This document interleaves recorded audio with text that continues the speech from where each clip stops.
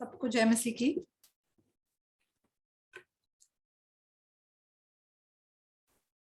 तो आज के जो गीत थे वो बहुत ही सुंदर थे। मेरा मन जैसे भर गया और इतना सुंदर म्यूजिक सुनने को मिल रहा है। मैं बहुत धन्यवादी हूँ और मैं परमेश्वर के प्रति धन्यवादी हूँ जिसने हमें वचन दिया है। आज हम इब्रानियों 10 देखेंगे, 10 का 19। इब्रानियों 10 का 19।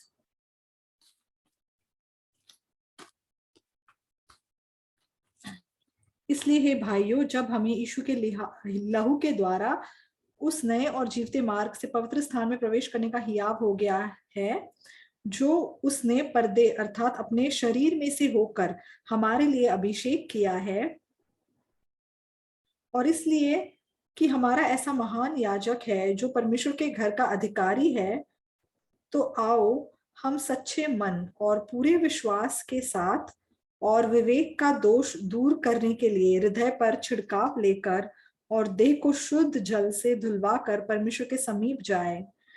आओ हम अपनी आशा के अंगीकार को दृढ़ता से थामे रहे, क्योंकि जिसने प्रतिज्ञा की है वो सच्चा है। और प्रेम और भले कामों में उसकाने के लिए हम एक दूसरे की चिंता किया करें और एक दूसरे के साथ इकट्ठा होना ना छोड़े, जैसे कि कितनों की रीति है, पर एक दूसरे को समझाते रहे, और जो जो उस दिन को निकट आते देखो तो और भी अधिक ये किया करो। हमने 25 तक पढ़ा।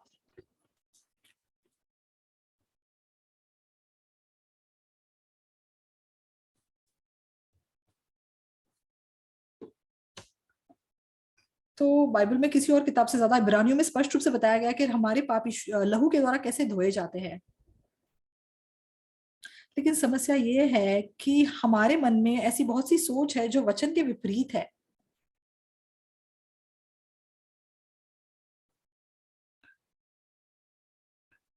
तो शुरू से उत्पत्ति से ही परमेश्वर ने लगातार काम किया है कि हमारे अंदर की गलत सोच को वो तोड़ के बिखेर दे।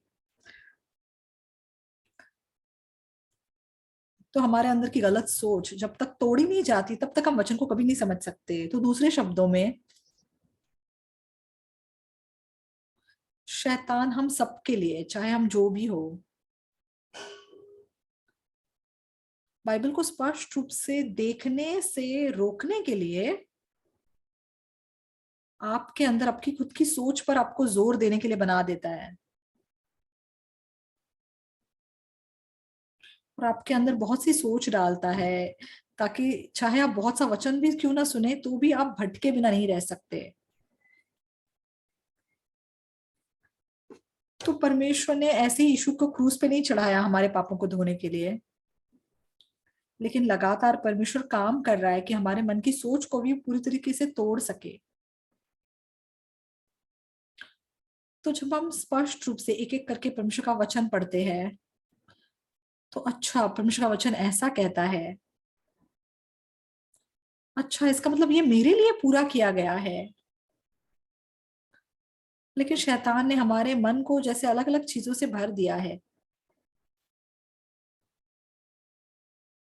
इसलिए चाहे इस दुनिया में बहुत से लोग बाइबल तो खरीदते हैं, बाइबल को बार बार पढ़ते तो है,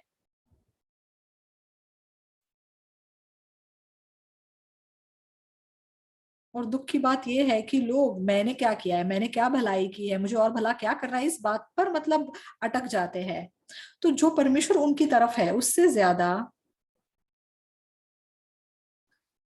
लोग मैंने क्या किया है इस बात में ज्यादा रुचि रखते हैं। और ऐसे मन ने असल में हमें परमेश्वर के नजदीक जाने से रोका रखा है। और इस मन के साथ चाहे आप कितना भी बाइबल पढ़े, हम बाइबल को भी अपने आप पर केंद्रित होकर पढ़ते हैं, और तब हम परमेश्वर के उस मन तक पहुंच नहीं पाते जो परमेश्वर हमें देना चाहता है। तो जहां तक मेरा सवाल है, परमेश्वर ने मुझे उद्धार देने के लिए ना केवल उसने यीशु के लहू से मेरे पापों को क्षमा किया, लेकिन परमेश्वर ने पूरी तरीके से मेरे अंदर के मन को तोड़ने के लिए, मेरे अंदर अपने आप पर विश्वास करने वाले मन को तोड़ने के लिए लगातार मेरे अंदर काम किया। तो 1962 में बाइबल पढ़ने के द्वारा मेरे मन में पापों की क्षमा का आश्वासन आ सका। उस समय कोरिया बहुत ज्यादा गरीब देश था और उसमें मैंने बहुत ज्यादा पाप किए थे। तो मुझे लग रहा था कि मेरे पाप कभी धोए नहीं जा सकते।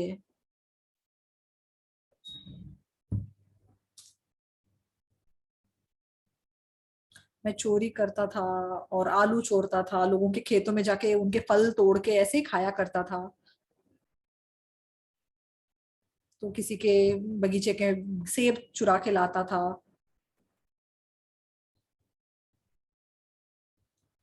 तो चाहे मैं चर्च जाता था, सर्विस अटेंड करता था, प्रार्थना करता था, लेकिन तो भी साइड बाय साइड में ऐसे गलत काम भी करता था। लेकिन मेरे इस प्रकार के जीवन के द्वारा परमेश्वर ने मुझे सच में ये सिखाया कि मैं इतना गंदा भद्दा दुष्ट इंसान था। और मेरे जीवन के एक पॉइंट पे मैं देख सका कि मैं इतना दुष्ट इंसान हूँ। मैं सच में एक खोया हुआ इंसान हूँ। और तब से अपने आप पर विश्वास करने का जो मेरा मन था वो बिल्कुल टूटने लगा।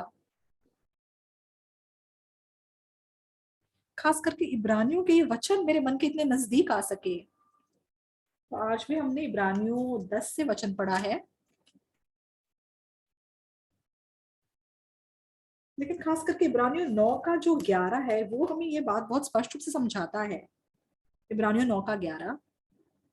परंतु जब मसीह आने वाली अच्छी अच्छी वस्तुओं का महायाजक होकर आया तो उसने और भी बड़े और सिद्ध तंबू से होकर, जो हाथ का बनाया हुआ नहीं अर्थात इस सृष्टि का नहीं,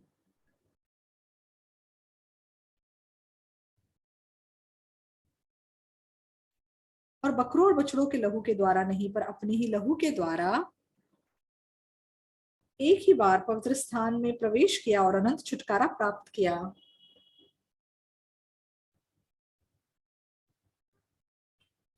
तो एक ही बार पवित्र स्थान में प्रवेश करके हमारे लिए अनंत छुटकारा प्राप्त किया।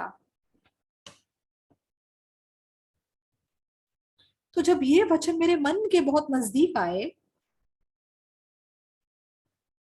तब से मेरा ये मन अद्भुत रूप से बदलने लगा। तो मसीह हमारा जो है बलिदान बना। तो जो पाप हमने किए थे उसके लिए वो महायाजक भी बना।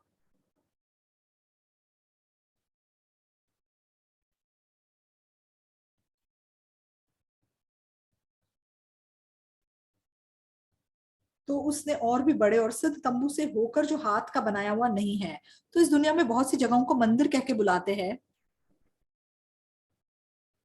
तो यहूदी लोग सिर्फ यरूशलेम के उस मंदिर को मंदिर कहते हैं और बाकी सारी जगहों को वो मंदिर कह के नहीं बोलते। लेकिन कोरियन लोग क्या करते हैं, किसी भी चैपल को भी अगर बनाएंगे तो उसको भी वो मंदिर कहते हैं और वो कहते हैं कि मैं मंदिर जा रहा हूँ। लेकिन असल में मंदिर सिर्फ एक है और वो है यरूशलेम का मंदिर। और एक मंदिर वो है जो स्वर्ग में है।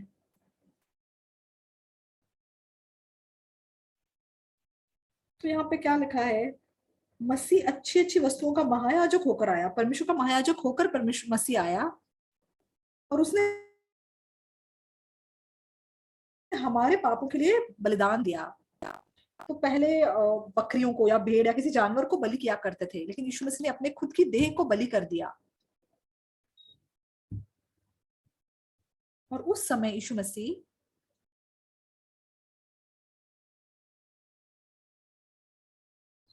उसने और भी बड़े और सिद्ध तंबू से होकर, जो हाथ का बनाया हुआ नहीं है अर्थात इस सृष्टि का नहीं है। तो सारे मंदिर इस दुनिया में जितने भी चैपल है वो सब इंसान के हाथों से बने हुए हैं। तो परमेश्वर ने मूसा को सिनै पर्वत पर बुलाया और उसको स्वर्ग का वो तंबू दिखाया और बताया कि ये वेदी है, ये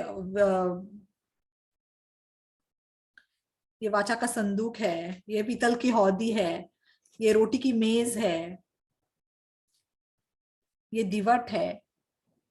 और सिनै पर्वत पर जब मूसा ने वो स्वर्ग का तंबू देखा तो उसने उसे ध्यान से देखा और उसको उसने अच्छे से मतलब अपने याद रखा। और फिर वो सिनै पर्वत से उतर के नीचे आया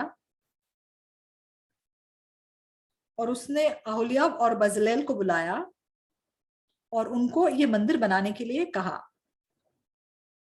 लेकिन ये तंबू था और इसलिए उसको मतलब तंबू कहा जाता है, मिलाप वाला तंबू। और वहां पर बलि चढ़ाया करते थे। लेकिन यीशु मसीह पृथ्वी पर के तंबू पर उसने बलिदान नहीं दिया अपने खुद के लहू को लेकर। वो एक ऐसे तंबू में गया जो हाथों से बनाया हुआ नहीं था, जो कि इस सृष्टि का नहीं था। तो वो एक ऐसे तंबू में गया जो और भी बड़ा था और भी सिद्ध था। वो उस स्वर्गीय तंबू में गया और वहां पर जाके यीशु ने अपना लहू छिड़का और उसके बाद उसने हमारे लिए अनंत छुटकारा प्राप्त किया। तो इब्रानियों का लेखक हमें क्या बता रहा है? 12, इब्रानियों 9 के 12 में, और बकरों और बछड़ों के लहू के द्वारा नहीं पर अपने ही लहू के द्वारा एक ही बार पवित्र स्थान में प्रवेश किया और अनंत छुटकारा प्राप्त किया।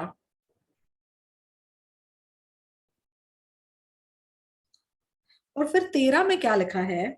क्योंकि जब बकरों और बैलों का लहू और कलोर की राख, तो ये पुराने नियम में जो बलिदान चढ़ाए जाते थे उसकी बात हो रही है।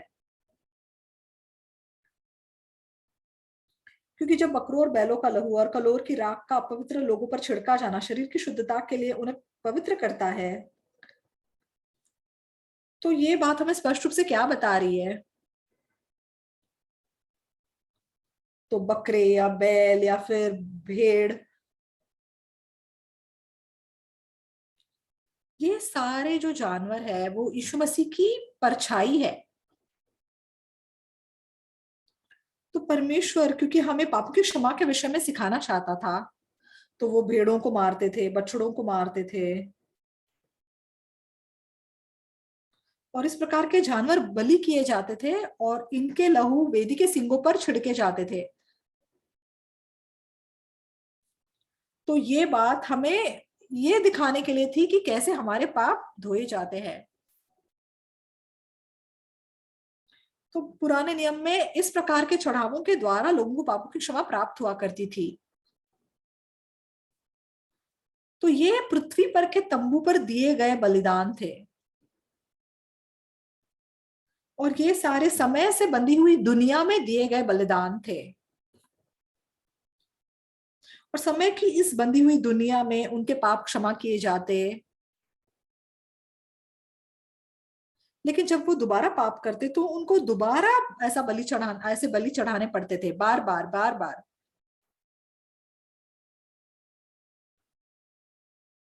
तो स्वर्ग और इस पृथ्वी में अंतर क्या है? तो ये पृथ्वी जहां पर हम रहते हैं, ये समय से बंधी हुई एक दुनिया है। तो समय से बंधी हुई दुनिया का मतलब क्या है? इसमें भूतकाल होता है, वर्तमान काल है और इसमें आने वाला भविष्य भी है। और पृथ्वी गोल घूमती है और मौसम बदलते हैं। लेकिन जो स्वर्ग है, स्वर्ग अनंत काल की दुनिया है। वहां पे कोई भूतकाल नहीं है, वहां पे कोई भविष्य नहीं है, वहां पर सिर्फ वर्तमान है। तो वहां पर जो भी चढ़ावे चढ़ाए जाते हैं उसके अंदर अनंत काल की सामर्थ है। जब हम स्वर्ग जाएंगे तो इस देह के साथ हम कभी भी उस अनंत काल की दुनिया में जीवित नहीं रह सकते। तो समय से बंधी हुई इस दुनिया में 1000 साल भी एक मतलब एक डॉट के बराबर भी नहीं है। तो इस शरीर में हमारे पास कमजोरियां हैं, कभी कभी हम बीमार हो जाते हैं और हम मरते भी हैं। तो ये सब समय से बंधी हुई दुनिया में मुमकिन है।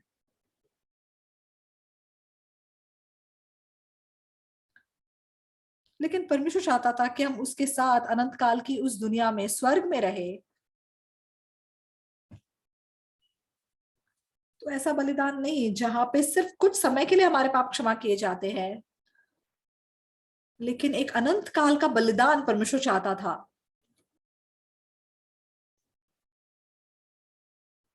और वो बलिदान हमारे पापों को सर्वदा के लिए धो सके। परमेश्वर इस प्रकार का बलिदान चाहता था। तो हम इंसानों के लिए जो हर दिन पाप करते हैं, तो हम पाप करते हैं, पाप की क्षमा प्राप्त करते हैं, पाप करते हैं, क्षमा प्राप्त करते हैं, तो ऐसे चाहे हम कितने भी बार दोहराए, इस प्रकार के बलिदान हमें कभी भी सर्वदा के लिए सिद्ध नहीं कर सकते थे। लेकिन यीशु मसीह अपने खुद के लहू के साथ एक और भी बड़े और भी सिद्ध तंबू से होकर आया, जो कि हाथों से बनाया हुआ नहीं था, अर्थात इस सृष्टि का नहीं था। तो ये उस स्वर्ग की तंबू की बात हो रही है, और वहां पे सब कुछ अनंत काल के लिए है। तो यीशु मसीह का लहू जब स्वर्ग के उस तंबू के वेदी पर छिड़का गया, तो इसके द्वारा हमें अनंत छुटकारा प्राप्त हुआ।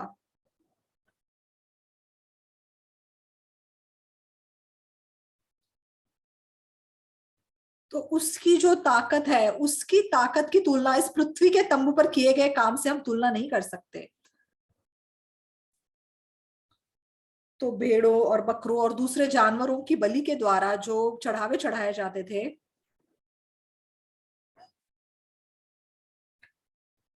तो वो सिर्फ एक प्रतिबिंब था हमें दिखाने के लिए कि किस प्रकार हमारे पाप क्षमा किए जाते हैं। तो उस समय के जो याजक थे, तो हारून जब चढ़ावा चढ़ाता था, बलि चढ़ाता था, तो वो भेड़ों को मारते थे, बकरों को मारते थे, और उस प्रकार वो बलि बलि चढ़ाते थे। तो हाँ, उस प्रकार भी हमारे पाप क्षमा हुए थे, लेकिन वो अनंत काल के लिए नहीं था, क्योंकि ये सब कुछ समय से बंधी हुई दुनिया में हुआ। तो ये कुछ समय के लिए सिर्फ आपके पापों को धोने के काबिल था, लेकिन अगर आप बाद में फिर पाप करोगे तो दोबारा आपको एक जानवर को मारना पड़ेगा। अगर आप फिर से पाप करोगे, आपको एक और जानवर को मारना पड़ेगा। तो ये बार बार दोहराता गया, बार बार, और वहां पे उस वेदी पर जैसे नदी के समान लहू बह रहा था, और वो धुआं जो उस वेदी पर से उठता था वो निरंतर उठता रहा। क्यों? क्योंकि ये समय से बंधी हुई दुनिया में हुआ था। लेकिन परमेश्वर ने यीशु को क्रूस पर मरने दिया, और उसके लहू से वो इस मंदिर के वेदी पर अपने लहू छिड़काने के लिए नहीं गया, इस पृथ्वी पर के मंदिर में नहीं गया, लेकिन मसीह आने वाली अच्छी अच्छी वस्तुओं का महायाजक होकर आया। तो उसने और भी बड़े और सिर्फ तंबू से होकर, जो हाथ का बनाया हुआ नहीं, अर्थात सृष्टि का नहीं।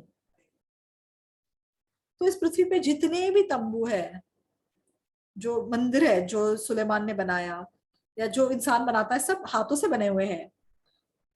तो चाहे वो कितना भी पुराना हो, या वो सारे मंदिर इंसान के हाथों से बनाए हुए मंदिर है। लेकिन जो मंदिर स्वर्ग में है, तो वो मंदिर मनुष्य के हाथों से बनाया हुआ नहीं है, वो परमेश्वर का बनाया हुआ मंदिर है, और वो अनंत काल का मंदिर है। तो यीशु ने उस वेदी पर अपना लहू छिड़का। तो जो कुछ स्वर्ग में हुआ, वहां पे सब कुछ अनंत काल के लिए है।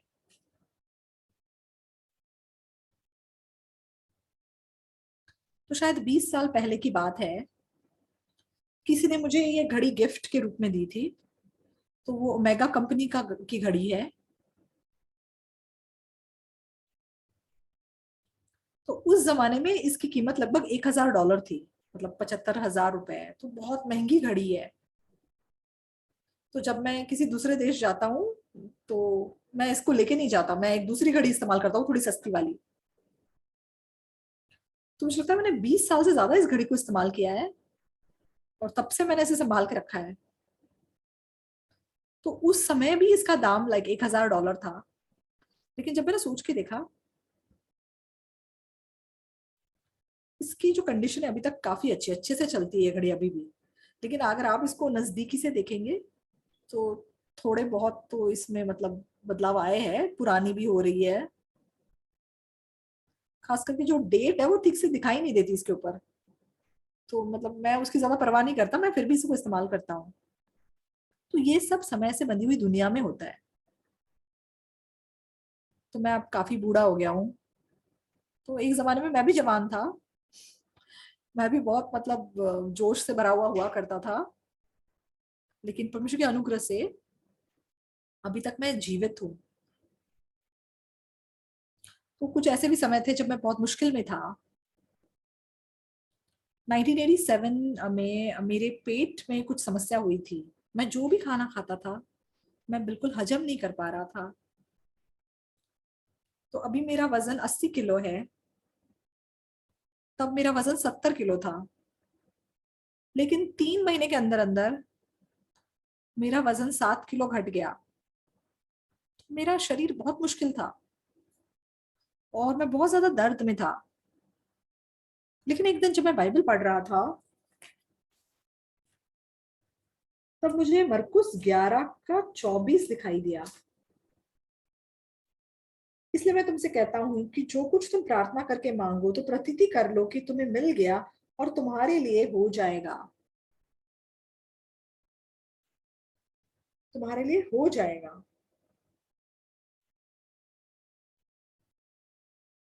तो जब डॉक्टर ने मुझे देखा और मुझे देखने के बाद चेक करने के बाद कुछ दवाइयां दी, तो पहले दिन जब मैंने दवाई खाई तो बहुत अच्छा लगा।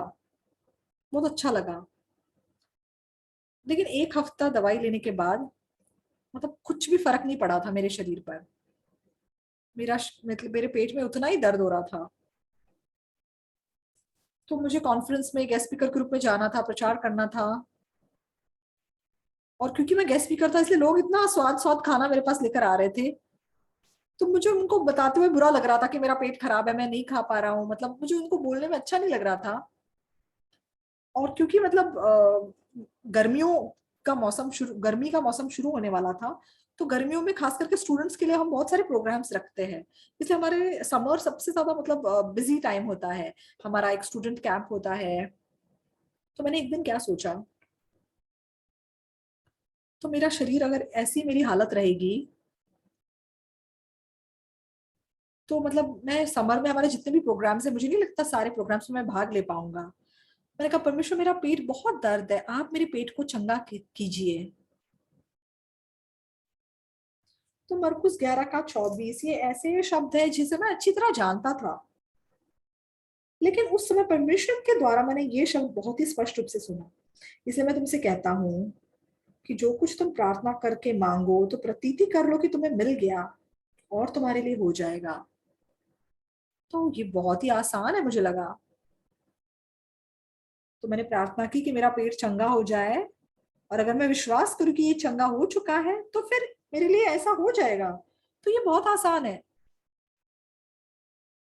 लेकिन एकदम से एक सवाल भी मन में आया, क्योंकि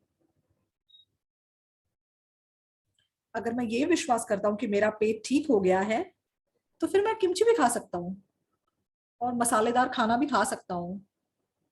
तो कोरियन लोग जो होते हैं, कोरिया में एक कहावत है, तो एक आदमी मतलब पत्नी के बिना भी जी लेगा, लेकिन ऐसा कोई आदमी नहीं है जो किमची के बिना जिंदा रह सकता है। तो ये बहुत सच है। मतलब कोरियन लोगों को किमची इतनी ज्यादा पसंद है। तो किमची का स्वाद बहुत लाइक स्ट्रांग होता है। और किमची एक ऐसी मतलब ऐसा खाना है जो किसी भी चीज के साथ खाया जाता है। तो आप बीफ के साथ खा लो, ठंडे चावलों के साथ खा लो, बहुत मजेदार लगता है। मतलब कोई भी प्रकार का खाना हो वो किमची के साथ बहुत अच्छे से मैच होता है। तो आपको पता है किमची कैसे बनाते हैं? सबसे पहले गोभी को हम अच्छे से मतलब धोते हैं। उसके बाद उसको नमक लगा के रखते हैं। और उसके बाद क्या होता है कि वो जो नमक जो है उस गोभी को गला देता है। उसके बाद उस गोभी के अंदर हम अलग अलग प्रकार के मसाले डालते हैं। उसमें मिर्ची पाउडर डालते हैं, उसके बाद उसमें लहसुन का पेस्ट डालते हैं। और उसके बाद उसको कुछ दिन ऐसे ही रखते हैं। कुछ दिनों में वो फर्मेंट होना शुरू हो जाता है। और फिर धीरे धीरे करके उस किमची का स्वाद बदलने लग जाता है।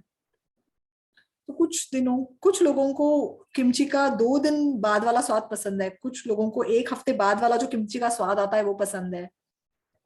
तो अगर आप बुलगोगी खाएंगे तो वो बीफ का एक डिश है, तो उसके साथ किमची इतनी अच्छी लगती है, ठंडे चावलों के साथ किमची अच्छी लगती है, ब्रेड के साथ भी आप खा सकते हो। तो मतलब बीफ के साथ खास करके किमची बहुत अच्छी लगती है। तो किमची का स्वाद बहुत स्ट्रांग है। इसलिए किमची किसी भी चीज के साथ आप खा सकते हो। इसलिए कोरियन लोग किमची के बिना जिंदा नहीं रह सकते। तो मैंने सोच के देखा कि अगर मैं ये विश्वास कर रहा हूँ कि मेरा पेट ठीक हो गया है, तो समस्या ये है कि अगर मेरा पेट बिल्कुल ठीक हो गया है तो मुझे किमची भी खानी चाहिए। लेकिन मुझे तो दलिया खा के भी मतलब डायरिया हो रहा था, दस्त हो रहे थे। तो मान लो अगर मैं किमची खाऊंगा तो मतलब मैं बिल्कुल मौत को बुला रहा हूँ अपने ऊपर। मैं कैसे किमची खा सकता हूँ? नहीं नहीं, ये तो बिल्कुल ही, इस बात को कोई मतलब नहीं बनता। मैं किमची कैसे खा सकता हूँ? क्या विश्वास इतना मुश्किल है? मैंने परमेश्वर से प्रार्थना की, परमेश्वर आप मेरे पेट को चंगा कीजिए।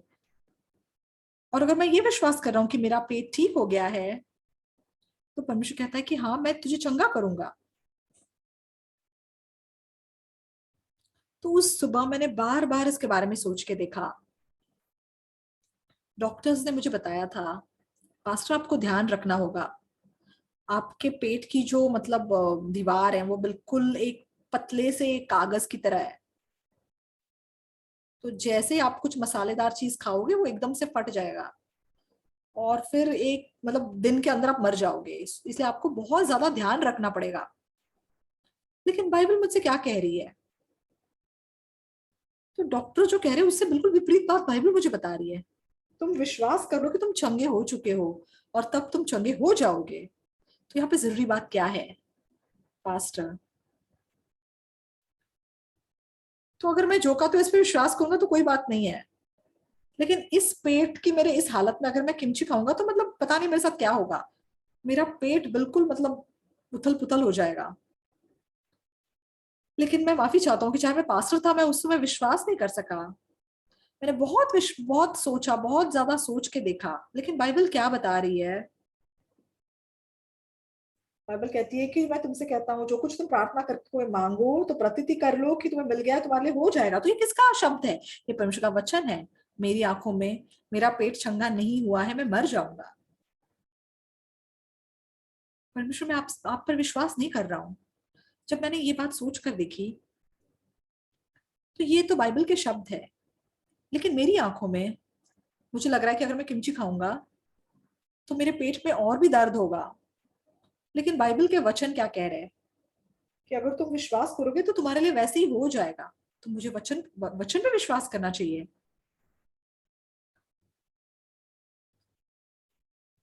तो मतलब मेरा मन पक्का करने के लिए मुझे बार बार बाइबल पढ़नी पड़ी। लेकिन उस दिन सुबह मैंने अपना मन पक्का किया कि मैं विश्वास करूंगा। और तब से मैं मतलब तब मैं वचन पे विश्वास कर सका। तो चाहे इतनी छोटी बात थी, लेकिन विश्वास करना इतना कठिन था।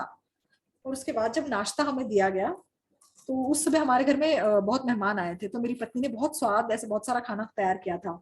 और एक कोने में मेरे लिए थोड़ा सा मतलब थोड़ी सी खिचड़ी बना के रखी हुई थी, और मेरे लिए थोड़ा सा सूप जैसा कुछ रखा हुआ था। तो मेरे लिए ऐसा खाना रखा हुआ था।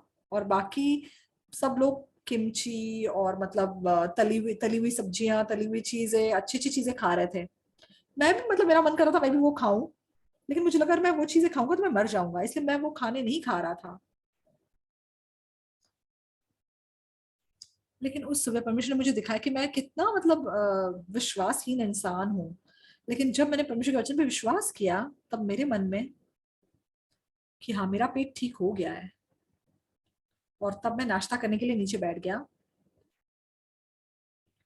और टेबल पे पूरा खाना भरा हुआ था, और मेरे लिए साइड में थोड़ी सी खिचड़ी।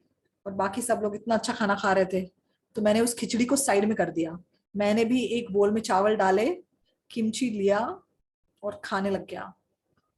और फिर मैंने वो दिनजांग का सूप भी पिया। मेरी पत्नी मुझे देख के चौंक गई। तुम क्या कर रहे हो? उसने कहा। मैंने कहा तुम चिंता मत करो, मेरा पेट ठीक हो गया है। और फिर मैं खाने लग गया। तो मैं बहुत तेजी से खाना खा लेता हूँ, क्योंकि शादी से पहले बाइबल पढ़ने के लिए तो मैं बाकी सारे काम में मतलब जल्दी जल्दी करता था। सोना भी मतलब मैं कम समय के लिए सोता था। तो शादी होने से पहले तक मैं ऐसे करता था। इसलिए मतलब खाना खाने के लिए 2 मिनट से ज्यादा टाइम में नहीं लेता था। 2 मिनट में मैं पूरा खाना खा के खत्म कर देता था। बहुत जल्दी मैं खाना खाता हूँ। और जब कभी हमारे यहाँ पे मेहमान आते हैं तब मैं जानबूझ के उनकी वजह से धीरे धीरे खाता हूँ, क्योंकि कई बार ऐसे होता है कि मेरा खाना इतनी जल्दी खत्म हो जाता है, लेकिन जो मेहमान होते हैं मतलब उन्होंने खाना शुरू भी नहीं किया होता है, तो उनकी वजह से मैं मतलब धीरे धीरे करके खाता हूँ, तो कभी कभी ऐसे होता है। लेकिन उस दिन मैंने खाना खाया और मेरी पत्नी चौंक गई। उसने कहा, आप क्या कर रहे हो? मैंने कहा, तुम चिंता मत करो, मेरा पेट ठीक है। तो उसने मेरी ओर देखा और चली गई।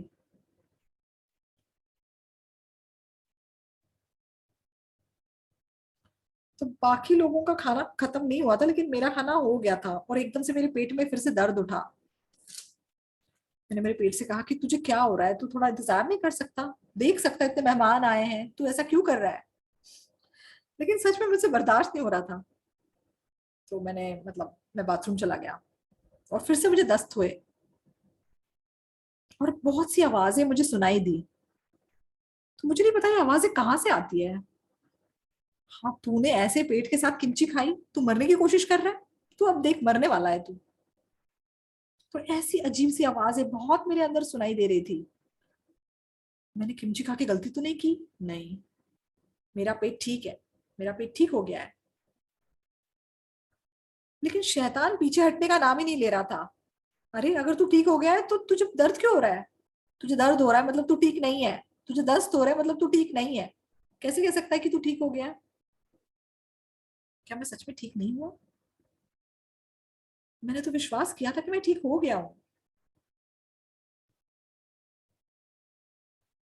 तो मैंने इसलिए विश्वास नहीं किया कि मैं ठीक हो गया हूँ क्योंकि मैं ठीक हो गया था। पर वचन में क्या कहा है, तुम विश्वास करोगे तो तुम्हारे लिए हो जाएगा।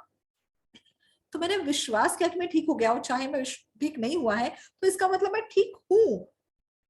तो हाँ, हो सकता है कि अभी भी दर्द है, हो सकता है शाम को और भी ज्यादा दर्द हो, लेकिन परमेश्वर ने मेरे अंदर अद्भुत तरीके से काम किया। तो एक आराधनालय का सरदार था जिसका नाम याईर था, और उसकी बेटी मर जाती है। तो यीशु जब उसके घर बुलाया गया था, तो जब यीशु रास्ते में था तब ये लड़की मर गई। तो जब यीशु याईर से मिलता है, तो वहां पर उसके घर पे लोग रो रहे थे, मतलब छाती पीट रहे थे, मतलब शोक कर रहे थे। लेकिन यीशु क्या कहता है? रो मत, ये लड़की मरी नहीं है, सो रही है। हाँ, सही बात है। हमारी आंखों में ये लड़की मरी हुई है, लेकिन यीशु की आंखों में वो सो रही है। और यीशु ने जब उसे उठाया तो वो लड़की उठ गई। मेरी आंखों में मेरा पेट दर्द हो रहा है, लेकिन वचन के अंदर मेरा पेट ठीक हो गया है, तो इसका मतलब मेरा पेट ठीक है। तो चाहे दर्द हो रहा है लेकिन मैं ठीक हो गया हूँ। और उसके बाद दोपहर के खाने का टाइम हो गया। उसके बाद फिर से मैंने एक बोल चावल खाया, किमची खाई। मेरी पत्नी ने कुछ नहीं कहा। मतलब ऐसा नहीं कि उसको मेरी कोई परवाह नहीं इसलिए उसने कुछ नहीं कहा। फिर मैंने लंच भी खा लिया, और फिर रात के खाने का टाइम आ गया।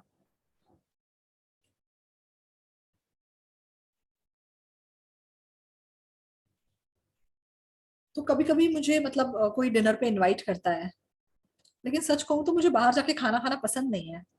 एक तो जाने आने में टाइम इतना खराब होता है। तो किसी ने एक बार मुझे ऐसे डिनर पे इनवाइट किया था। तो मैंने उनको क्या कहा कि मुझे बहुत एक अच्छे रेस्टोरेंट के बारे में पता है, आप हम वहां चले? तो उन्होंने कहा, अच्छा पास्टर, आप किसी अच्छे रेस्टोरेंट को जानते हैं तो चलो वहीं चलते हैं। तो मैंने कहा ठीक है, आप पहले मेरे चर्च आओ। तो फिर वो चर्च आए, फिर हम एलिवेटर में चढ़े, और फिर हमारे चर्च के बिल्डिंग के बेसमेंट पे गए। और हमारे चर्च का जो बेसमेंट है वो हमारे चर्च का कैफेटेरिया है, मतलब कैंटीन है। तो मैंने कहा कि ये मुझे ये रेस्टोरेंट सबसे ज्यादा पसंद है, मतलब हमारे चर्च का जो रेस्टोरेंट है वो सबसे अच्छा है, क्योंकि हमारे चर्च में जो खाना बनता है वो इतने सफाई से बनता है। और अब क्योंकि मैं बूढ़ा हो गया हूँ, रेस्टोरेंट्स का खाना मुझे इतना सूट नहीं करता। तो इसलिए आजकल लोग मुझे ज्यादा इनवाइट भी नहीं करते। तो लंबे समय से मैं ऐसे रेस्टोरेंट्स में नहीं गया।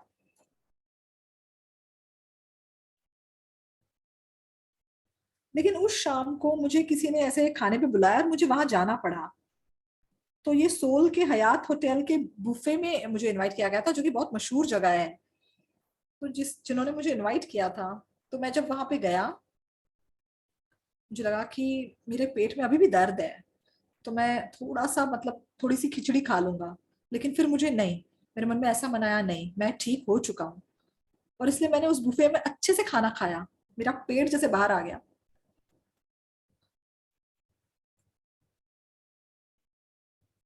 तो मैं अपनी गाड़ी चला के घर आया और सो गया। और अगले दिन सुबह जब मैं उठा, बिल्कुल 24 घंटे के अंदर मेरा पेट बिल्कुल ठीक हो गया था।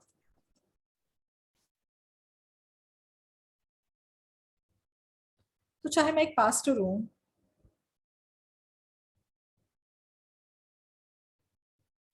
मुझे पता चला कि मैं भी मतलब परिस्थिति पर परमेश्वर से ज्यादा विश्वास करता हूँ। परमेश्वर अपने वचनों में स्पष्ट रूप से बता रहा था कि जो कुछ तुम प्रार्थना करके मांगो, प्रतीति कर लो कि तुम्हें मिल गया और तुम्हारे लिए हो जाएगा। तो ये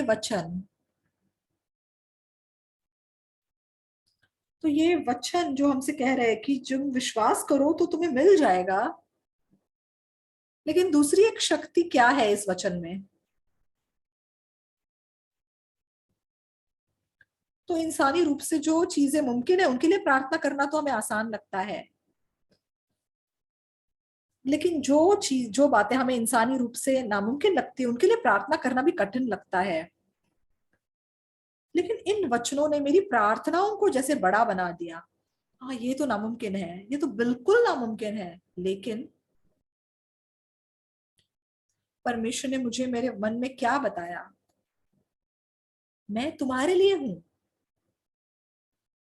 सिर्फ मुमकिन बातों के लिए नहीं। मैं तेरे लिए नामुमकिन बातें भी करना चाहता हूँ। इसलिए जब तुम विश्वास से आगे बढ़ोगे, परमेश्वर तुम्हारे लिए वो सारे काम भी करेगा। जब मैं ये सारी बातें देखता हूँ तो मैं सच में बहुत ही ज्यादा हैरान रह जाता हूँ। परमेश्वर हमारे अंदर काम कर रहा है। जब मेरा बेटा पैदा हुआ था, मेरी शादी 1971 में हुई, और 1972 में तो दुनिया की सबसे सुंदर बेटी मेरे पास पैदा हुई। तब मैं परमेश्वर के प्रति इतना धन्यवादी हुआ। और मेरी बेटी अभी ग्राशा स्क्वायर की कंडक्टर है। तो अभी वो कोरिया में है, इसलिए वो यहाँ नहीं आ सकी।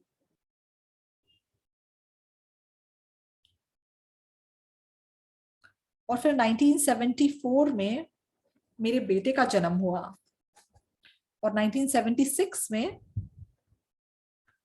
हमारा थियोलॉजी स्कूल शुरू हुआ। तो हमारा जो ये मिशनरी स्कूल है वो भी मुझे मेरे किसी एक बच्चे के समान प्यारा है, मेरे बच्चे के समान मुझे लगता है। तो जब मेरा बेटा पैदा हुआ,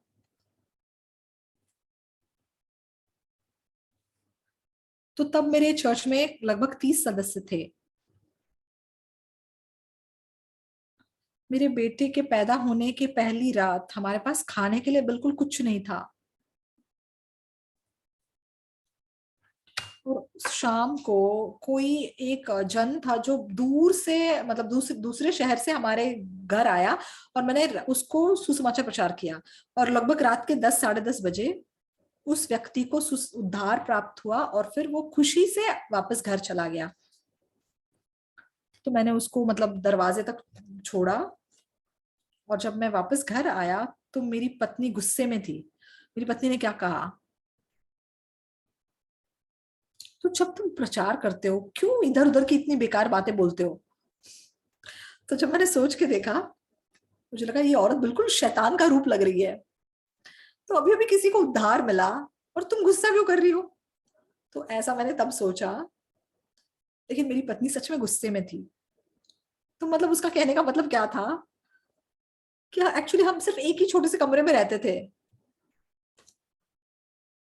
और जब मैं इस व्यक्ति को सुसमाचार प्रचार कर रहा था मेरे घर पे, तो मेरी पत्नी एक कोने में बैठी हुई थी।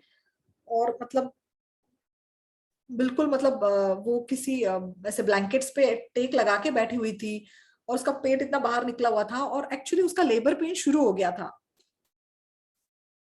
लेकिन अगर वो मुझे ये दिखाएगी कि उसका लेबर पेन शुरू हो गया है, तो फिर उसे पता है कि मैं सुषमाचार प्रचार करना वहीं पे रोक दूंगा। इसलिए वो अपने आप को बस कंट्रोल कर रही थी, बस कंट्रोल कर रही थी। लेकिन इसलिए उसको ऐसा लग रहा था कि मैं बेकार की बातें कर रहा हूँ। तो मैंने उसको क्या बोला कि जब मैं सुसमाचार प्रचार करता हूँ, तो फिर मैं देखता हूँ कि सुनने वाला इंसान कैसे सुन रहा है। अच्छा ठीक है, इसको अब तक यहाँ तक समझ में आ गया है, तो अगला इसको मैं क्या बताऊं। लेकिन मान लो किसी को अगर समझ में नहीं आता है, तो फिर मैं उनको कोई उदाहरण देता हूँ, कोई कहानी बताता हूँ। तो इधर उधर की कुछ बातें बता के उनको समझाने की मैं कोशिश करता हूँ। लेकिन मैं क्या बताऊं, मैं अपनी पत्नी के साथ तो मैं बहस नहीं कर सकता, क्योंकि उसका लेबर पेन शुरू हो गया था। हमें फटाफट उसको अस्पताल ले जाना था। लेकिन उस दिन हमने दोपहर का खाना भी नहीं खाया था, हमारे पास कोई पैसे भी नहीं थे। तो मुझे लगता है कि वो समय मेरी जिंदगी का सबसे मुश्किल समय था। रात के 10 बजे थे, और फिर 11 बज गए। और ये मेरे लिए भी मतलब पहली बार था। तो जो लेबर पेन होता है वो मतलब बिल्कुल टाइम टाइम पर आता है। और जब वो ज्यादा तेजी से आने लग गया, तो मुझे बहुत डर लगने लगा कि अगर बच्चा यहीं पर बाहर आएगा तो मैं क्या करूं। तब मेरे मन में मैंने क्या आवाज सुनी, अरे जाके अपने चर्च के भाई बहनों को बता, तो वो आएंगे और जरूर मदद करेंगे। कुछ तो वो करेंगे आपके लिए। हाँ सच है, अगर मैं अपने चर्च के भाई बहनों से कहूंगा, तो कोई ना कोई तो जरूर आके मेरी मदद करेगा। लेकिन मैं परमेश्वर पे विश्वास करता हूँ। तो मैं परमेश्वर पे निर्भर करके देखना चाहता हूँ, इंसान पे नहीं। और फिर आधी रात हो गई, 12 बज गए। तो मुझे सच में लगता है कि वो समय मेरी जिंदगी का सबसे मुश्किल समय था। तो उस दिन मेरी पत्नी ने मतलब दोपहर का खाना, रात का खाना कुछ नहीं खाया था, मैंने भी दोनों टाइम का खाना नहीं खाया था। लेकिन मैं सच में परमेश्वर पे निर्भर करके देखना चाहता था। लेकिन मेरे मन में एक तरफ डर भी था, अगर कुछ हो गया तो मैं क्या करूं। अगर बच्चा यही बाहर आ जाएगा तो मैं क्या करूं। बहन, नमस्ते, आप कैसे हो। मेरी पत्नी अभी मतलब लेबर पेन उसका शुरू हो गया है, मैं क्या करूं। तो मैं ऐसा बोलना चाहता था। अगर मैं ऐसा बोलता तो भाई बहन फटाफट उधर आके मेरी पत्नी को हॉस्पिटल ले जाते और सारे मतलब चीजों को वो संभाल लेते। लेकिन मैं सच में परमेश्वर पर विश्वास करना चाहता था। लेकिन मेरी सोच में ऐसे लग रहा था जैसे परमेश्वर मेरी नहीं सुनेगा, और ऐसे लग रहा था कि भाई बहन मेरी आवाज ज्यादा अच्छे से सुनेंगे। तो मेरे मन में ऐसे एक लड़ाई हो रही थी। तो मुझे लगा नहीं, मुझे परमेश्वर पर शक नहीं करना चाहिए। तो चाहे बहुत देर हो गई थी रात को, 12 बज गए रात के। और फिर मतलब वो लेबर पेन जैसे बढ़ता जा रहा था, बढ़ता जा रहा था। तो वो पेन आता फिर रुक जाता, फिर आता फिर रुक जाता। और फिर और भी तेजी से जैसे वो आने लग गया। तो मैं बहुत ज्यादा डर गया।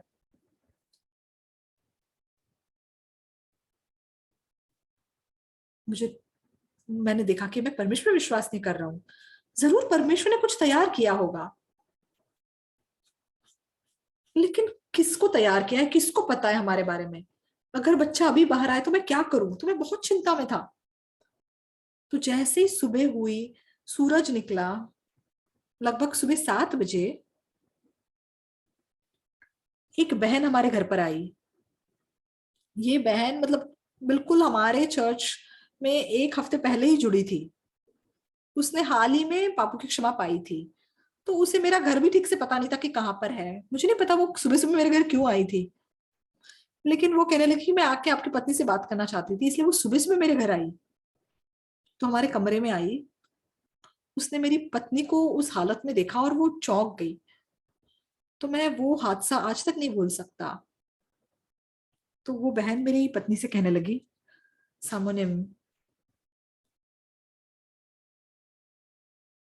तो मैं बुसान के इस अस्पताल में मतलब धाई का काम करती हूँ, मेरे पास धाई का लाइसेंस है। तो आप थोड़ा सा इंतजार करो। और वो फटाफट बाहर भाग के गई। तो वो जो बोलने आई थी मेरी पत्नी से, उसने कुछ नहीं बोला। लेकिन जब वापस आई तो बड़ा सा बैग लेकर आई। और उसके बाद 1 घंटे बाद मेरा बेटा पैदा हुआ। तो वो मतलब बहन, उसका मन इतना छुल गया। और जब उसने हमारा किचन देखा, खाने की कोई चीज नहीं थी। तो वो बहन उस दिन इतनी व्यस्त थी, फिर से बाहर गई, खाने की चीजें, चावल लेकर आई, बीफ लेकर आई। और सुबह 10 बजे हमने उस दिन नाश्ता खाया। तो मैंने अपने बेटे को क्या कहा कि तुम आए और मतलब हमारे लिए तुमने ही नाश्ता भेजा, तुम इस दुनिया में आए, हमारे लिए नाश्ता लेकर आए। तो मतलब कई बार शैतान हमारे मन में ऐसी सोच डालता है, और असल में शैतान से सबसे ज्यादा प्रभावित हम होते हैं, क्योंकि शैतान हमें इतनी मतलब तर्क वाली बातें बताता है ताकि हम परमेश्वर पर निर्भर ना करें। तो मैं परमेश्वर पर निर्भर होकर इस प्रकार जिया हूं।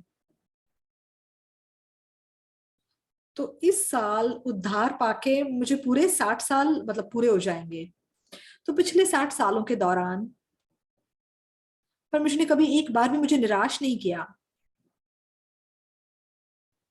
तो सच में वो समय मेरी जिंदगी का सबसे मुश्किल समय था। तो परमेश्वर निर्भर करना इतना सुंदर था। 1968 में मुझे फौज से छुट्टी मिली, और जब मैं अपना मिलिट्री बेस छोड़ के बाहर आ रहा था, तो उस जगह पे 28 साल मैंने मतलब फौज में सेवा की थी। तो वो परमेश्वर जिसने मेरी तब मदद की थी वो इतना महान था।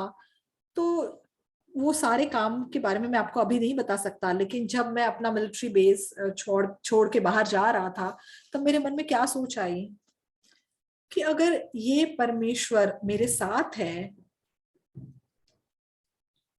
तो फिर मैं सहारा के रेगिस्तान में भी जिंदा रह सकता हूँ। तो मैं साउथ पोल में भी अगर जाऊंगा, वहां पर भी मैं अच्छे से रह सकता हूँ। स्पष्ट रूप से परमेश्वर मेरे साथ था, मेरी मदद कर रहा था, मेरी रक्षा कर रहा था। तो शुरुआत में हमने कठिनाइयां भी सही, बहुत मुश्किलों का सामना किया,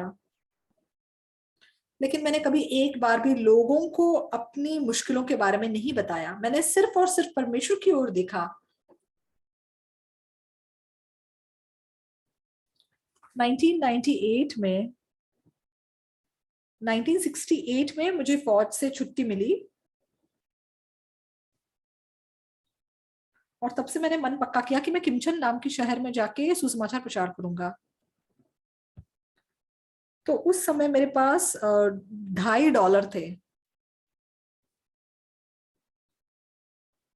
और मैं अपने रहने की कोई जगह ढूंढ रहा था। मुझे मालूम नहीं था कि कोई कमरा अगर किराए पे लेना है तो कितना किराया होता है, मुझे कुछ नहीं पता था। तो $2.5 के साथ मैं सीधे मतलब ट्रेन में बैठा और सीधे किमचन आया। तो मैं ढूंढने लगा कोई खाली कमरा किराए पे है या नहीं है। तो मैंने एक कमरा देखा जो इतना अच्छा भी नहीं था, लेकिन वो लोग $70 मांग रहे थे उस कमरे के। अब मेरे पास क्या था, मेरे पास सिर्फ $2 थे। इसलिए मैं किमचन की सड़कों पर ऐसे ही भटकता रहा, और मैंने परमेश्वर से कहा, परमेश्वर, वहां पर एक कैफ कैफ कॉफी शॉप है, वहां पर एक रेस्टोरेंट है, वहां पर एक किताबों की दुकान है। परमेश्वर, तो इस संसार के जो देवता है वो भी लोगों को घर देते हैं।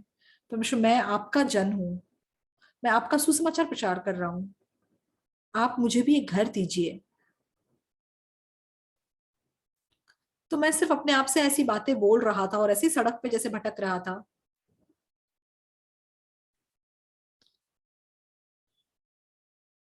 तो मैं उस गांव पहुंचा जहां मैं आर्मी में जाने से पहले रहता था।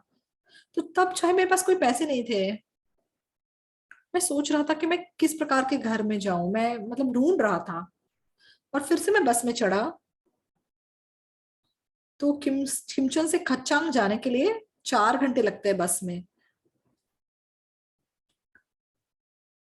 तो खच्चांग से उतर के अपुकदोंग आने के लिए मुझे फिर से बस बदलनी पड़ती है। लेकिन बस में एक इंग्लैंड का आदमी मेरे साइड में बैठा हुआ था, मैं उसके साथ बातें करने लगा। तो मुझे तो इंग्लिश नहीं आती थी और उसे भी कोरियन नहीं आती थी। तो मेरी इंग्लिश और उसकी कोरियन भाषा मतलब लगभग एक बराबर था हमारा। तो हम दोनों ही एक दूसरे के साथ ठीक से बात नहीं कर पा रहे थे, लेकिन फिर भी हमने बाततीत करना शुरू किया। मैंने उससे हामी पूछा, एकअर्कासँग सर आप ठिक कौन है? राम्रोसँग कुरा गर्न सकिरहेका थिएन, कुरा गर्न तो सकिरहेको थिएन। उन्होंने कहा कि मैं तब मैले एक उहाँलाई मिशनरी सोधेँ। हूँ। तो उन्होंने कहा कि मैं इंग्लैंड से आया हूँ, मैं एक मिशनरी हूँ। तो मैंने कहा अच्छा।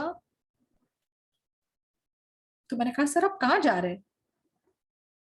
तो उन्होंने कहा कि मैं ऐसे ही इस यात्रा पर हूँ। मैंने कहा क्या आप मतलब मिशन ट्रिप पर है? उन्होंने कहा नहीं, मैं ऐसे ही सफर पे हूँ। तो मैं उसकी बात सुन के गुस्सा हो गया। मैंने कहा तुम मिशनरी हो? तुम बिल्कुल मतलब भ्रष्ट मिशनरी हो। तुम्हें जाके सुषमा का प्रचार करना है, इधर उधर घूमने जाने का टाइम है तुम्हारे पास? तो चाहे मेरा इंग्लिश टूटा फूटा था, मैंने उसको फिर भी बोला आप ऐसे मन के साथ वापस इंग्लैंड चले जाओ। आप अगर इंग्लैंड से यहाँ पे सिर्फ घूमने फिरने के लिए आए तो हमें ऐसे मिशनरी की जरूरत नहीं है, आप वापस जाइए। तो चाहे मतलब मैंने ठीक से नहीं बोला, लेकिन मैंने जो भी था अपने टूटी फूटी इंग्लिश में बोल दिया। लेकिन मजेदार बात क्या है कि क्योंकि वो इंग्लैंड से थे, वो इतने मतलब जेंटलमैन थे, मेरी बातें सारी सुन के भी उन्होंने मुझे कुछ नहीं बोला। तो मतलब मैं अपनी बातें बोल के थक गया, लेकिन हम कच्चा उतर गए। तो मुझे वहां से अपुकडोंग के लिए बस टिकट खरीदनी थी। लेकिन वो जो व्यक्ति थे जॉन एंडरसन, वो आए मेरे पास और उन्होंने कहा मिस्टर पार्क, तो क्या आज रात मैं आपके घर रह सकता हूँ? मैंने कहा हाँ बिल्कुल। तो हम हमार मेरा जो घर था गांव, वहां पहाड़ों में, मैं उसको लेकर गया। तो उस गांव में जहां मैं रहता था, वहां पे मतलब नल से पानी नहीं आता था। तो जहाँ वहां पे जो मतलब पानी, वहां पे एक नाला जैसा था बहता था, हम वहीं से पानी पीते थे, वहीं से सारा काम करते थे। लेकिन कोरिया, मतलब हम कोरियन थे, हमारे पेट को कुछ नहीं हुआ, लेकिन वो मतलब इंग्लैंड से था, उसने वो पानी पिया और उसको एकदम से दस्त होना शुरू हो गया। तो मैंने उससे माफी मांगी कि आप मुझे माफ कर दो, मुझे आपको उबला हुआ पानी देना चाहिए था। तो वो बेचारे 4 दिन मेरे घर पे पड़े रहे। तो मुझे उनके लिए इतना बुरा लगा, क्योंकि वो मतलब पानी पी के बीमार हो गए और मैं उनकी ठीक से सेवा भी नहीं कर सका। और 4 दिन बाद उन्होंने मुझसे कहा, मैं कहा कि अब मेरी तबीयत थोड़ी ठीक है, इसलिए मैं अभी जा रहा हूँ। मैंने कहा प्लीज मुझे माफ कीजिए, अगली बार जब आप आएंगे मैं आपको उबला हुआ पानी दूंगा। लेकिन उन्होंने मुझसे क्या कहा, मैं अब तक बहुत से पास्टरों से मिला हूँ और मैं बहुत सारे प्रचारकों से भी मिला हूँ, लेकिन मैंने तुम्हारे जैसे जीने वाले किसी इंसान को आज तक नहीं दिखा। इसलिए मैं तुमसे मतलब कुछ कहना चाहता हूँ।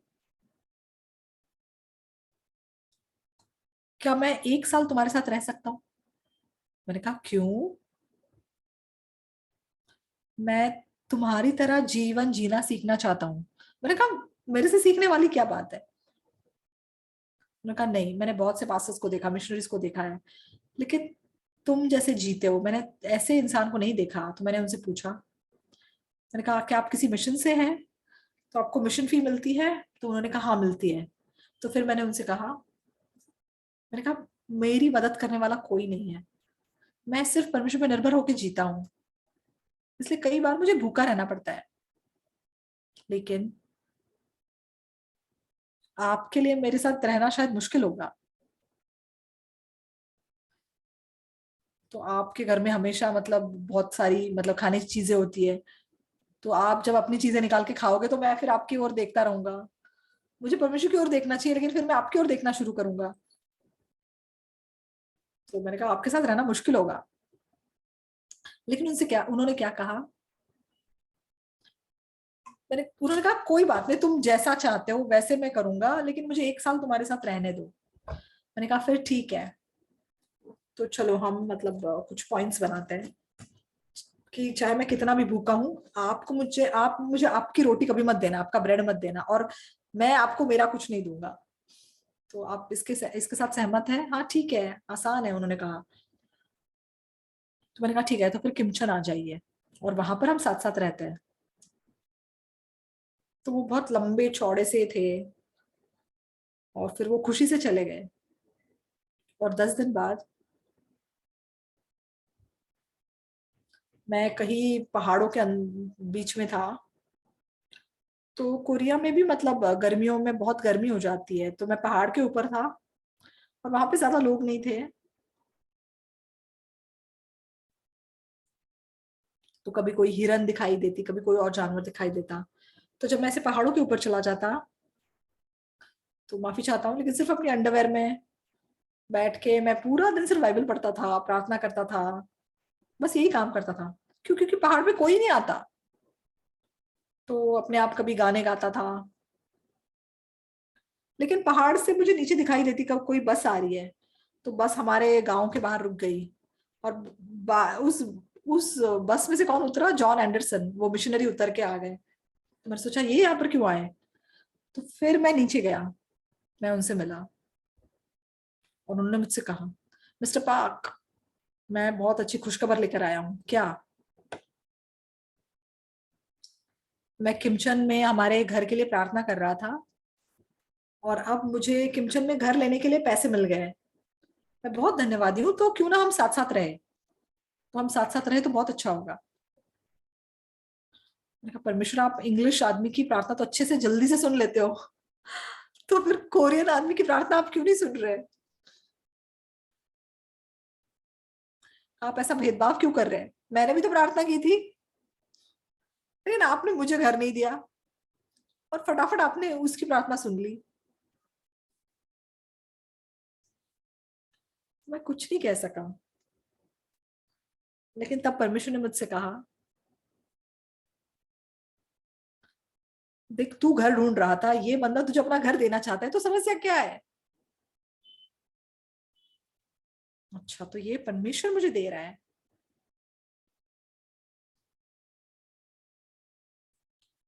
तो फिर हम उसके घर पे रह सके। और हम 1 साल उस घर में रहे। कभी कभी से लड़ाई भी करते थे, बहस करते थे। और 1 साल बाद वो वापस अपने देश, अपने मिशन हेडक्वार्टर्स चले गए। मैंने कभी नहीं सोचा कि ये इंसान हमारे लिए मतलब ऐसा घर तैयार करेंगे। तो जाते जाते वो घर हमें दे के चले गए, मतलब हमारे हाथों में दे के चले गए। मैं बहुत परमेश्वर के प्रति धन्यवादी हो सका। तो अब तक जिस प्रकार मैं अपना जीवन जीते आया हूँ, मैंने कठिनाइयों का भी सामना किया है, मुश्किलों को भी झेला है। लेकिन एक बार भी मैंने कभी इंसान को अपना मतलब इशारा करके नहीं बताया कि मैं मुश्किल में हूं। लेकिन हर पल मैंने परमेश्वर को हमारी मदद करते हुए देखा। और उस परमेश्वर के प्रति मैं इतना धन्यवादी हूँ। तो अभी हमारे पास बड़ी बड़ी कलीसियाएं हैं, बहुत से सदस्य हैं, बहुत सारे प्रचारक हैं। तो अब खाने पीने की चिंता करने की मुझे जरूरत नहीं है, या कहाँ रहना है, ऐसी चिंता तो अब मुझे करने की जरूरत नहीं है। लेकिन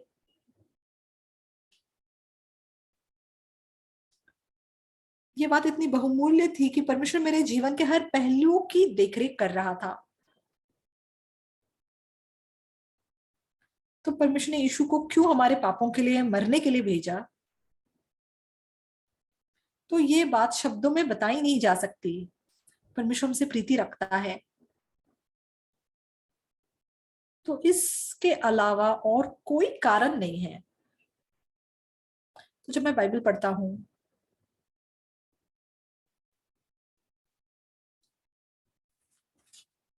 परंतु मसीह आने वाली अच्छी अच्छी वस्तुओं का महायाजक होकर आया,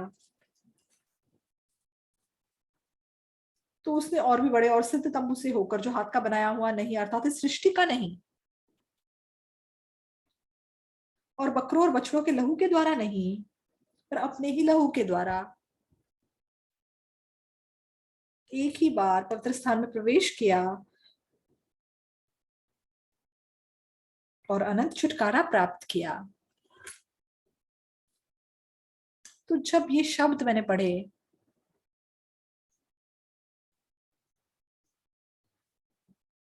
तो ये इतने स्पष्ट रूप से, सटीक रूप से बताया गया कि मेरे पाप धोए गए हैं। यीशु मसीह क्रूस पे मर गया। तो उसने पृथ्वी के तंबू के वेदी पर अपना लहू नहीं छिड़का, क्योंकि ये पृथ्वी का तंबू समय से बंधी हुई दुनिया में है। समय बीत जाता है और सब कुछ पुरानी बात बन जाती है, सब कुछ बीत जाता है। लेकिन यीशु मसीह उसने हमारे पाप कुछ समय के लिए नहीं धोए। वो इस प्रकार का बलिदान नहीं चढ़ाना चाहता था। तो पृथ्वी पर जो बलि चढ़ाए जाते थे तो उससे पापों की क्षमा तो होती थी, लेकिन अगर आप दोबारा पाप करेंगे आप फिर से पापी बन जाओगे। आपको फिर से ऐसा ही बलिदान देना पड़ेगा। अगर आप फिर पाप करोगे तो बिना रुके लगातार उस वेदी से धुआं उठता था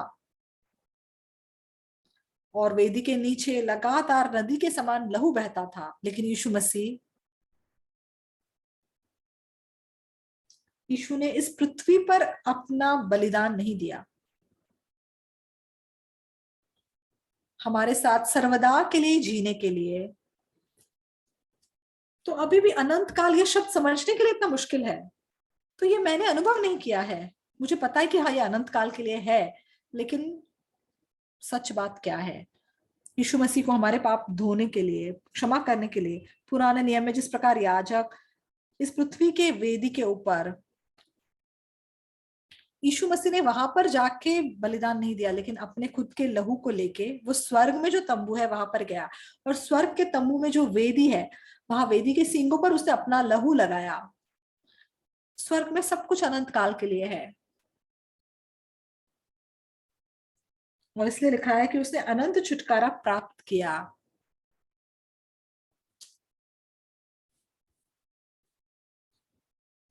तो जब परमेश्वर ने हमारे पाप धोए तो परमेश्वर ने उसे अनंत काल के लिए धो दिए। तो मुझे लगा कि जब वो बकरों को या भेड़ों को या जानवरों की बलि चढ़ाया करते थे, तो अब मैंने बलिदान दे दिया, अब मेरा पाप क्षमा हो गया, अब से मुझे पाप नहीं करना चाहिए। तो अपने आप को जैसे कंट्रोल करने की कोशिश करते होंगे, लेकिन दोबारा तो पाप करते होंगे। वो मैंने दोबारा पाप किया, अगर अब मैं मर जाऊंगा तो क्या होगा? चलो मुझे जाके फटाफट एक और बलिदान चढ़ाना पड़ेगा। तो उस समय लोग इस प्रकार करते थे। तो पुराने नियम में बकरी और भेड़ को बलि करते थे, तो उससे पाप क्षमा तो होते थे। लेकिन आप जब जब पाप करते तब तब आपको ऐसा बलिदान चढ़ाना पड़ता। तो इब्रानियों 10 में इसके बारे में और विस्तार से बताया गया है। यहाँ पे ऐसे लिखा है, 11, 10 का 11, 10 का 10, उसी इच्छा से हम यीशु मसीह की देह के एक ही बार बलिदान चढ़ाए जाने के द्वारा पवित्र किए गए हैं।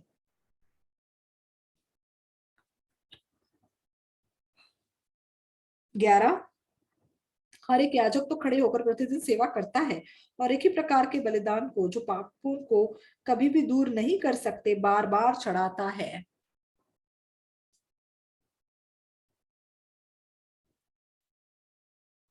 तो याजक जो प्रतिदिन यहाँ पे बलिदान चढ़ाता है,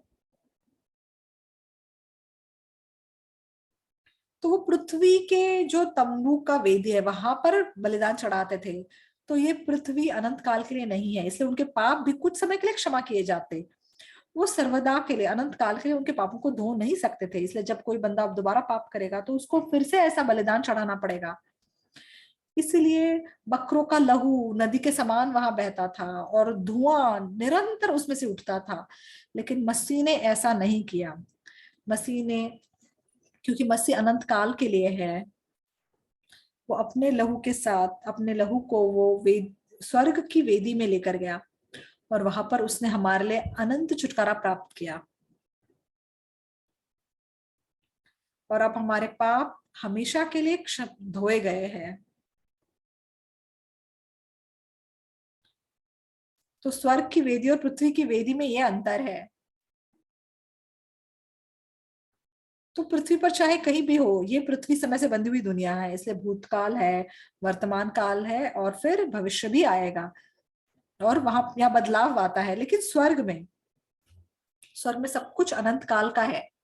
वहां पे कोई भूतकाल नहीं है, वहां पे कोई भविष्य नहीं है। वहां पे सिर्फ वर्तमान काल होता है। और वहां पर आप वर्तमान काल में निरंतर रहोगे। जब आपके पाप क्षमा हो जाते हैं तो परमेश्वर ने, यीशु ने अपना लहू स्वर्ग के वेदी पर छिड़का और हमारे लिए अनंत छुटकारा प्राप्त किया। अनंत छुटकारा। तो ये इतना अद्भुत सत्य है, लेकिन मैंने दोबारा पाप किया। तो समस्या क्या है? ये अनंत छुटकारा है। अब आप पवित्र ठहराए गए हैं। तो जब मैं बाइबल पढ़ता हूं तो यीशु मसीह स्वर्ग में गया, और स्वर्ग के तंबू में जो वेदी है, उस वेदी के सींगों पर यीशु ने अपना लहू छिड़का, और उसने हमारे लिए अनंत छुटकारा प्राप्त किया। क्यों?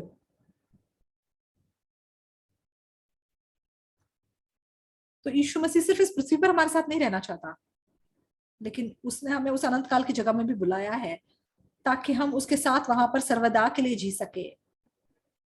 तो मैं नहीं जानता अनंत काल क्या होता है, मैंने कभी उसका अनुभव नहीं किया, लेकिन ऐसी ऐसी जगह जो अनंत काल के लिए है, परमेश्वर ने हमारे लिए अनंत छुटकारा प्राप्त किया। और इसलिए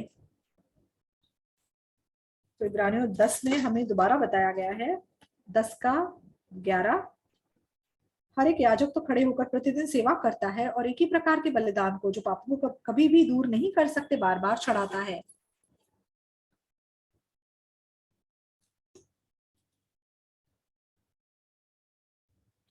तो ये याजक हर बार जब भेड़ या बकरी को बलि करता है, लेकिन आप जब दोबारा पाप करोगे तो दोबारा आपको एक बलि चढ़ानी पड़ेगी, दोबारा आपको एक बलिदान देना पड़ेगा। और इसलिए उस वेदी पर लगातार धुआं उठता रहता था, और वेदी के नीचे से भेड़ों का लहू नदी की तरह बहता था।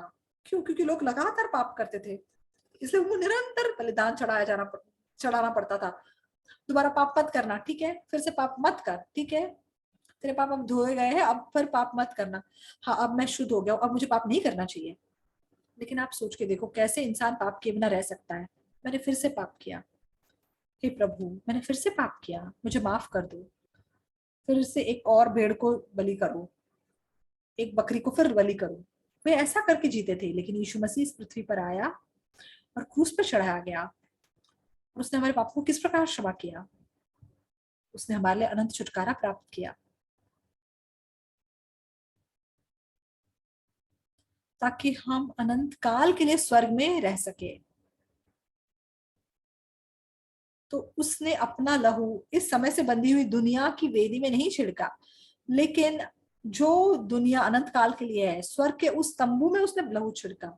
और उस लहू की जो ताकत है वो भी अनंत काल की है, चाहे वो 10 साल, 100 साल, 1000 साल भी क्यों ना हो, या 10,000 साल भी क्यों ना बीत जाए, उसने अनंत छुटकारा हमारे लिए प्राप्त किया है। जब भी मैं पाप करता, मैं कहता हे प्रभु मैंने पाप किया, मुझे माफ करो, मुझे क्षमा करो। लेकिन यीशु के लहू ने हमारे लिए अनंत छुटकारा प्राप्त किया है। और वो एक ही बार उस पवित्र स्थान में गया, 11 में, इब्रानियों 10 के 11 में, हर एक याजक तो खड़े होकर प्रतिदिन सेवा करता है और एक ही प्रकार के बलिदान को, जो पापों को कभी भी दूर नहीं कर सकते, बार बार चढ़ाता है।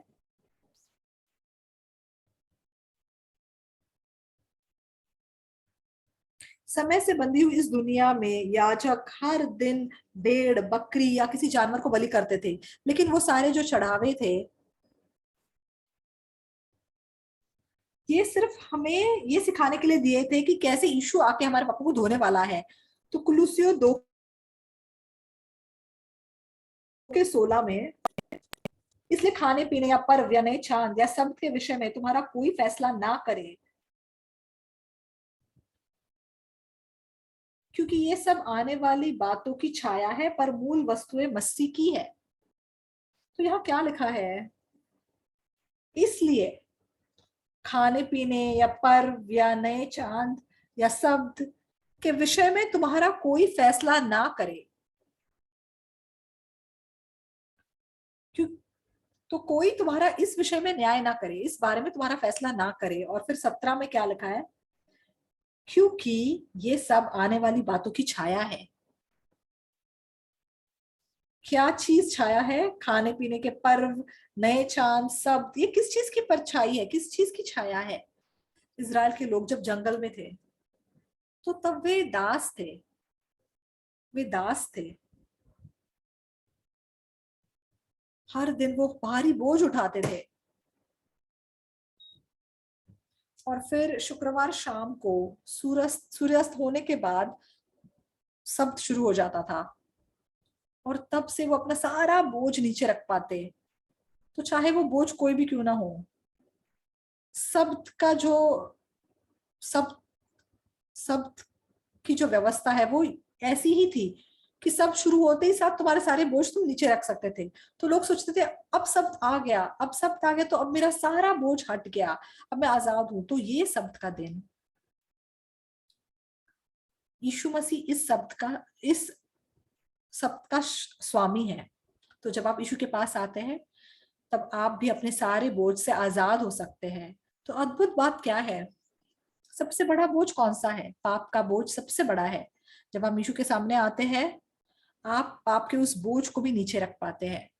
आमेन। तो बाइबल कहती है, हे सब परिश्रम करने वालों और बोझ से दबे हुए लोगों, मेरे पास आओ और मैं तुम्हें विश्राम दूंगा। तो आपके पास किस प्रकार का बोझ है? हमारे सबके पास पाप का बोझ है। हम झूठ बोलते हैं, हम नफरत करते हैं, हम चोरी करते हैं, हम बुरे काम करके जिए हैं।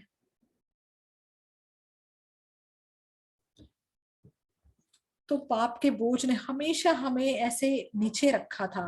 लेकिन यीशु कहता है, हे सब परिश्रम करने वालों और बोझ से दबे हुए लोगों, मेरे पास आओ, मैं तुम्हें विश्राम दूंगा।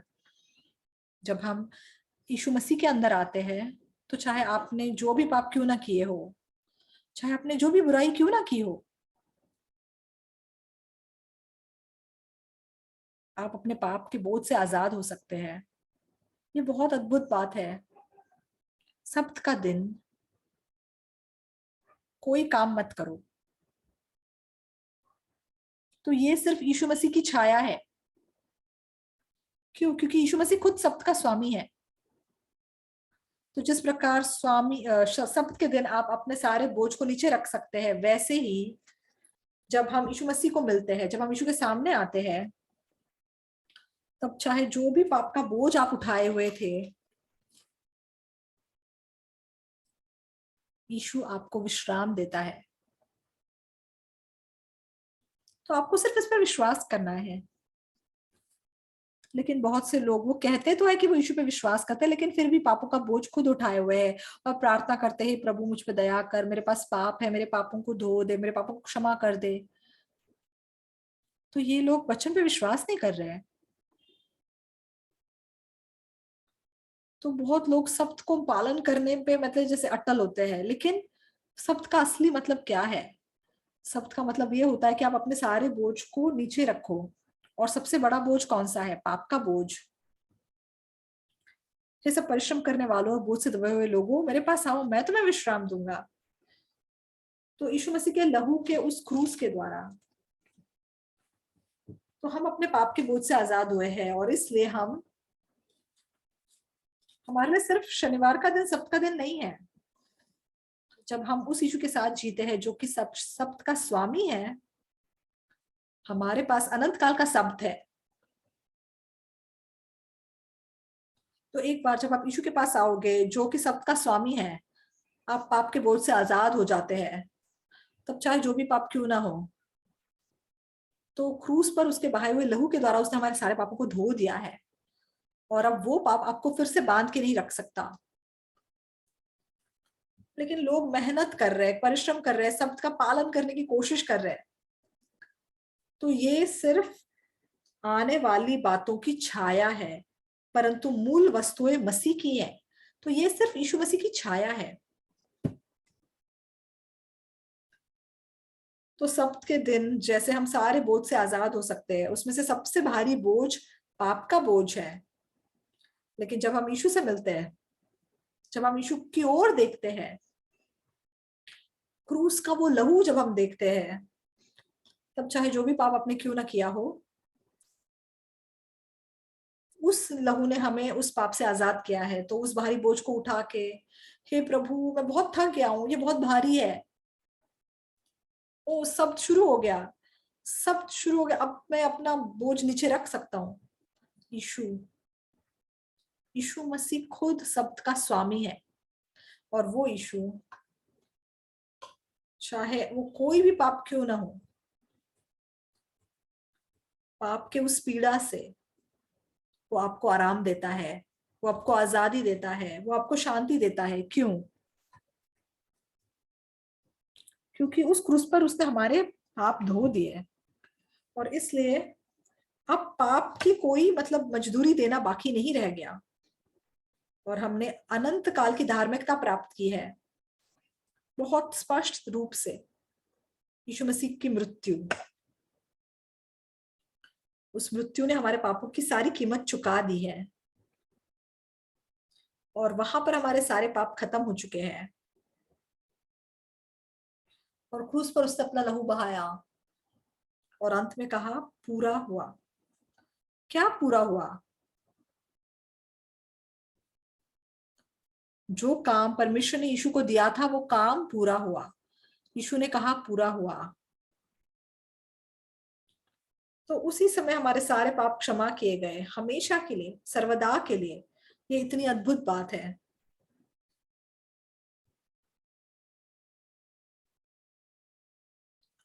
तो अगर हम यीशु में आराम नहीं कर रहे हैं तो फिर हम डरे रहेंगे, चिंता में रहेंगे।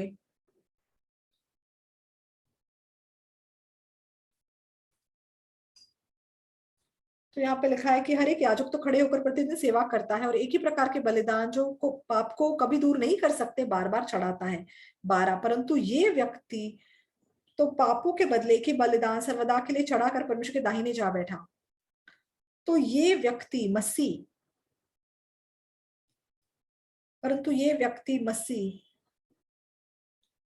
पापों के बदले एक ही बार सर्वदा बलिदान सर्वदा के लिए चढ़ाकर परमेश्वर के दाहिने जा बैठा है। ये इतनी अद्भुत बात है दोस्तों। शैतान हमको धोखा देता है कि तूने झूठ बोला है, तूने तो चोरी की है, तूने व्यभिचार किया है, तुझे सजा मिलनी चाहिए। लेकिन यीशु कहता है नहीं, तुम्हारे पाप खत्म हो चुके हैं। क्रूस पर मैंने लहू बहाया है और तब सारे पाप सदा के लिए खत्म हो चुके हैं। लेकिन दुख की बात क्या है, अभी भी कोरिया में, मतलब ना केवल कोरिया में, पूरी दुनिया भर में जितने मसीही लोग हैं वो कहते तो है कि वो यीशु पे विश्वास करते हैं, लेकिन यीशु पे विश्वास करने का मकसद क्या है?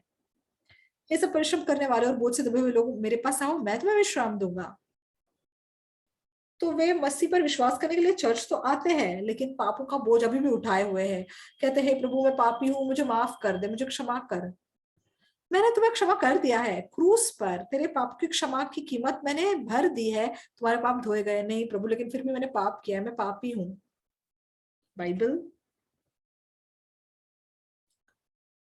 बाइबल हमें सच्ची आजादी देता है, लेकिन मसीह पापों के लिए। परंतु ये व्यक्ति तो पापों के बदले एक ही बार, एक ही बलिदान सर्वदा के लिए चढ़ाकर परमेश्वर के दाहिने जा बैठा,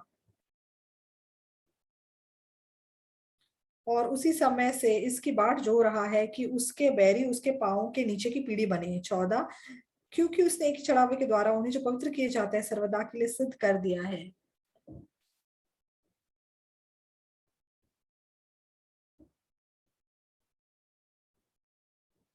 और पवित्र आत्मा भी हमें यही गवाही देता है, क्योंकि उसने पहले कहा था, प्रभु कहता है कि जो वाचा मैं उन दिनों के बाद उनसे बांधूंगा वो ये है कि मैं अपने नियमों को उनके हृदय पर लिखूंगा और मैं उनके विवेक में डालूंगा। और 17, फिर वो ये कहता है मैं उनके पापों को और उनके अधर्म के कामों को फिर कभी स्मरण ना करूंगा। 18, और जब इनकी क्षमा हो गई है तो फिर पाप का बलिदान नहीं रहा। और 19 में, इसलिए भाइयों जब हमें यीशु के लहू के द्वारा उस नए और जीवते मार्ग से पवित्र स्थान में प्रवेश करने का हियाव हो गया है।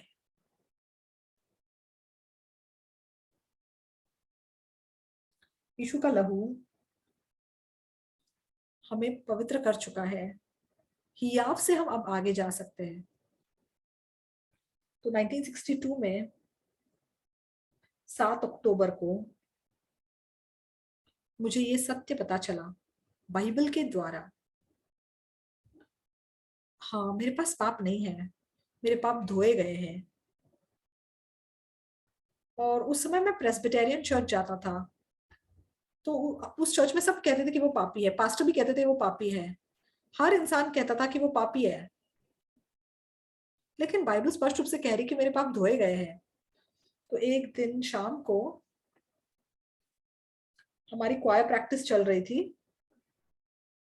प्रैक्टिस के बाद मैं सामने आया और मैंने कहा कि मेरे पास बहुत सारे पाप थे, मैंने बहुत सी चोरियां की है, मैंने बहुत झूठ बोले थे, लेकिन अब मुझे पापों की क्षमा मिली है यीशु के लहू के द्वारा जो कि क्रूस पे बहा। मेरे दोस्त मेरी बात सुन के हैरान हो गए, अच्छा कैसे? लेकिन मैं उनको ठीक से समझा नहीं पाया। लेकिन अब मैं उनको अच्छे से समझा पाता, लेकिन तब मैं समझा नहीं पाया। तो लगभग 1 महीने बाद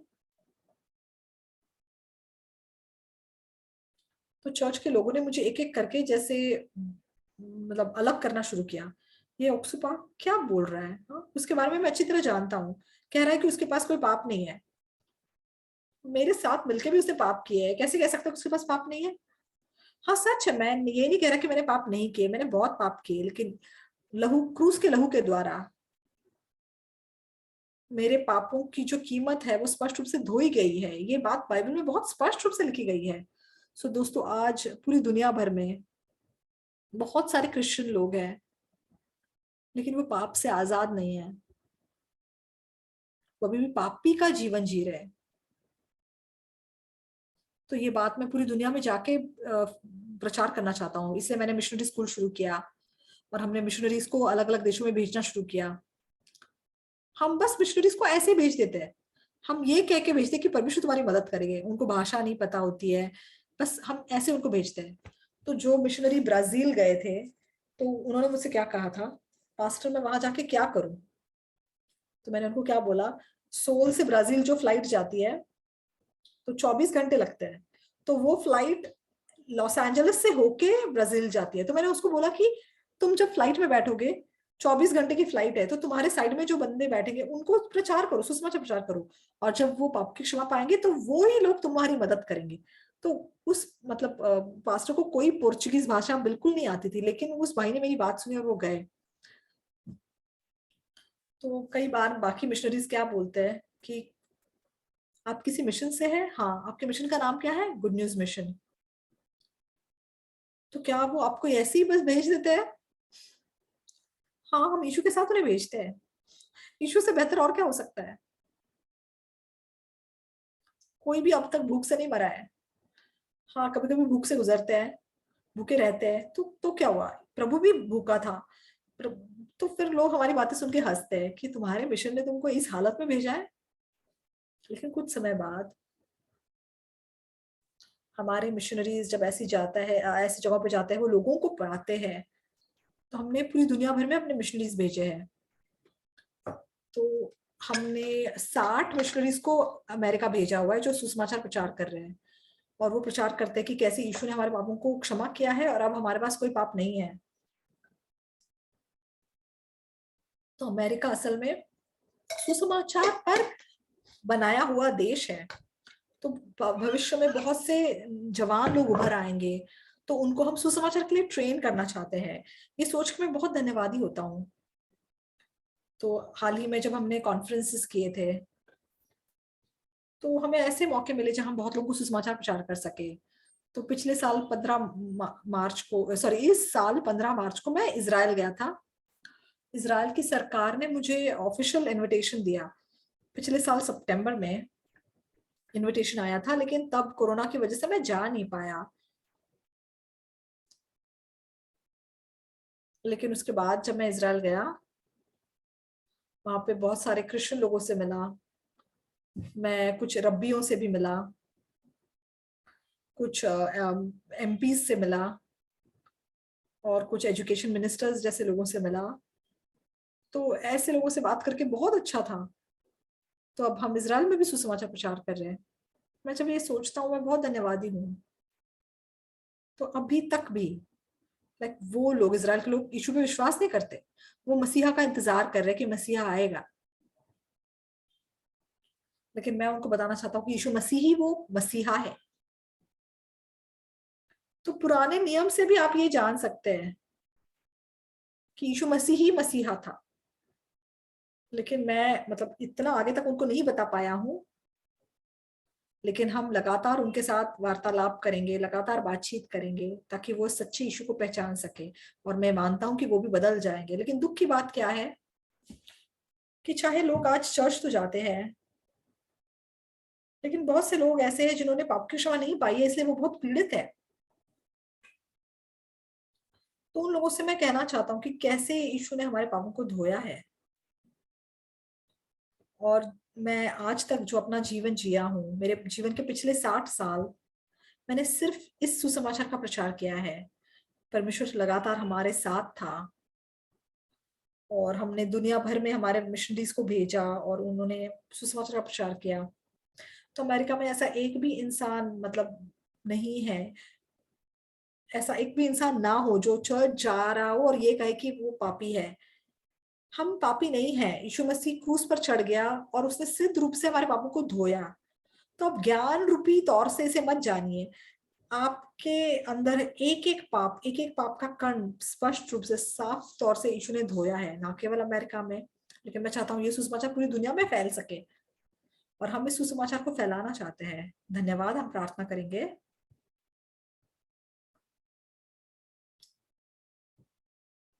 हमारे पवित्र पिता परमेश्वर, हम आपको धन्यवाद देते हैं।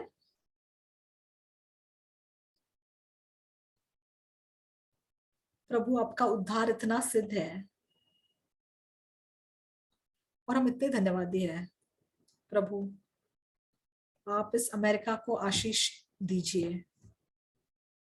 सभी लोगों को यीशु के सामने आने दीजिए और आपके बहुमूल्य लहू के द्वारा उन्हें उद्धार पाने दीजिए और आपके पवित्र जन बनने दीजिए ताकि वो आपकी सेवा कर सके। आप अमेरिका को आशीष दीजिए। तो यहाँ पे चाहे लोग चर्च जाते हैं, लेकिन जिन्होंने उद्धार नहीं पाया है, आप उनको आशीष दीजिए कि वे उद्धार पा सके। हमें भी वो उद्धार दीजिए, हमें सामर्थ दीजिए ताकि हम मजबूती से सुसमाचार का प्रचार कर सके। हम बहुत धन्यवादी कि आपने ऐसी मीटिंग हमें दी है। हम उस यीशु की प्रशंसा करते हैं जो क्रूस पे मारा गया। आपको धन्यवाद देते हैं। आपका नाम की महिमा हो। यीशु मसीह के नाम से प्रार्थना करता हूँ, आमीन। धन्यवाद।